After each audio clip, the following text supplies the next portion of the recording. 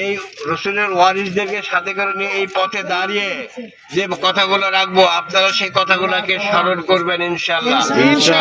আগামী 12ই ফেব্রুয়ারি এদেশের জাতীয় নির্বাচন। এই নির্বাচনে এইবার লড়াই হবে বাতিল এবং ইসলামের মধ্যে।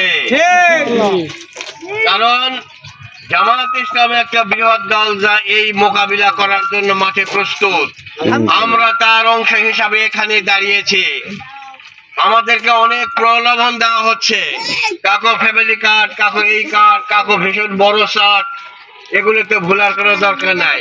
আজকে ফ্যামিলি কার্ডের কথা বলে বাকি ভোট নেবে, পরবর্তী যখন কার্ড নিতে যাবেন তখন আপনাদের ব্যবস্থাটা ঠিক মতোই হবে ইনশাআল্লাহ। দেখেন এই জিনিসগুলা, এই প্রলোভনের কথা শুনে কোনো লাভ নাই।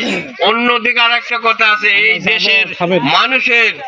এই দেশের মানুষের মধ্যে এমন একটা বিবেক জ্ঞান হয়ে গেছে, ওরা একটা কথা শুনলেই বুঝতে পারে যে এই লোকটা সিটার না ভালো। সিটার কে ভালো এ কথা আমি বলতেছি না, কিন্তু এই দেশের লোকেরা বুঝে। আপনারা এই বিষয়ে কোনো চিন্তা ভাবনা মাথায় নেবেন না। এগুলো কথা দিয়ে কোনদিন বিজয় আসে না, বিজয় আসে আল্লাহর পক্ষ থেকে। এবার আল্লাহ আমাদেরকে গণবিজয় দিয়েছে, ইনশাআল্লাহ আমাদের বিজয় আসবে।